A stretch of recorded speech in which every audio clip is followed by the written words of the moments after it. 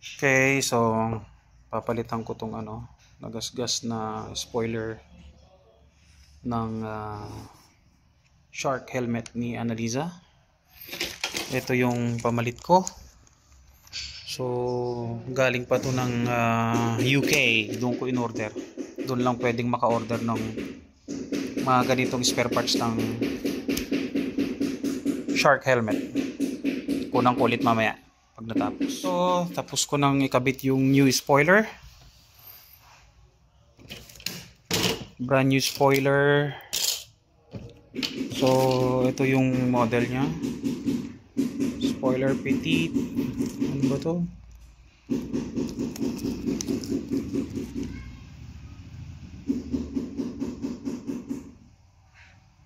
Yan, hindi ko alam kung paano basahin yan. Spoiler para sa small shell, Spartan GT Carbon. Okay, so ba't ko pinalitan? Ito kasi na damage yung tawag dito, yung outer shell nya. Yan, yan, basag.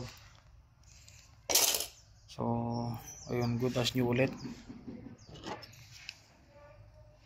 So nabili ko to around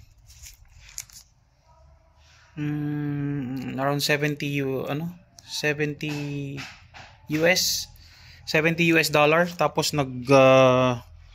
bayad ako ng around $40 na DHL galing UK. Ayan.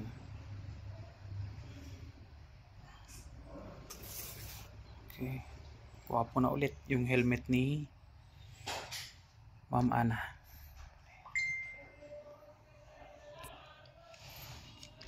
May kasama siyang black cover dito, so pero ginamit ko pa rin yung shark nya, original shark Ritmo cover nya. At ang difference nitong nabili ko is gloss, ito is matte. Nag-complement naman siya rito.